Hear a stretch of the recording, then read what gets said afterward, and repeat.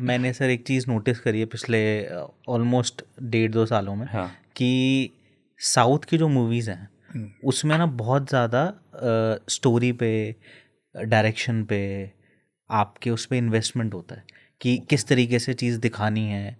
एक पूरी story line बहुत सॉलिड होती है। बॉलीवुड के अंदर में हम पिछले जो काफ़ी सालों से देख रहे हैं दैट इज़ स्टोरी लाइन इतनी स्ट्रॉन्ग नहीं है। या तो सुपरस्टार मेगा स्टार्स हैं उसमें, उसकी वजह से चल रही हैं, मे बी बिजनेस उतना कर पा रही हैं कि आपका इन्वेस्टमेंट निकल पा रहा है। कईयों का काफ़ी हमने नहीं देखा है निकलता। उनके आने के बाद में भी इन्वेस्टमेंट नहीं निकला।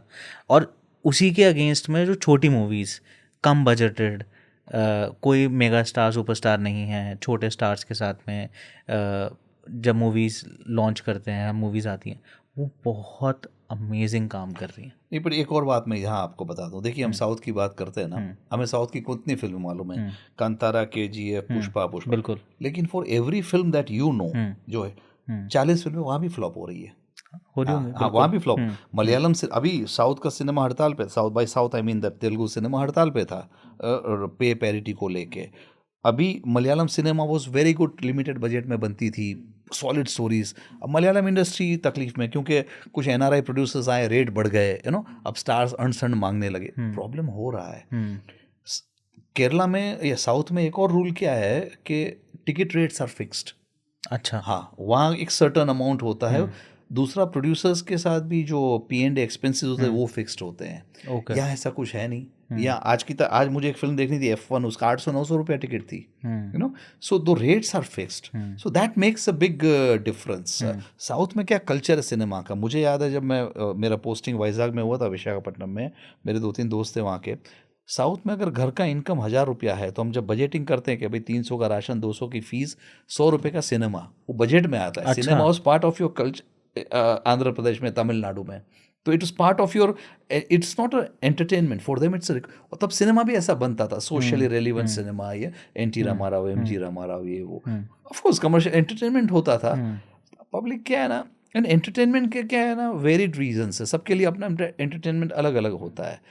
बट एंड हम प्रोड्यूसर्स यहाँ है ना, एज्यूम करते हैं कि हमारी ऑडियंस बेवकूफ़ है, नहीं यार इनको समझ में नहीं आएगा। अरे जस्ट बिकॉज आपको समझ में नहीं आया ऐसा नहीं है कि ऑडियंस बहुत होशियार है आज, तो प्रोड्यूसर्स एज्यूम कर लेते हैं। Fact is Hindi cinema is lacking originality, ये तो फैक्ट है। उसमें ये तो साउथ वाले हिम्मत तो करते हैं, कम से कम साउथ में Exactly. हिम्मत तो करते हैं।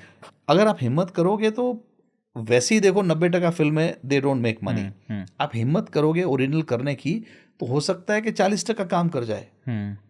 और रिस्क तो है इस धंधे में, but that is the biggest thing कि कुछ नया लाने की ट्राई। अब ये राजा मौली साहब जब मक्खी को हीरो लेके साउथ, ये आज 15 साल पहले जो ईगा बनी थी, आपको लगता है इधर किसी का हिम्मत होगा?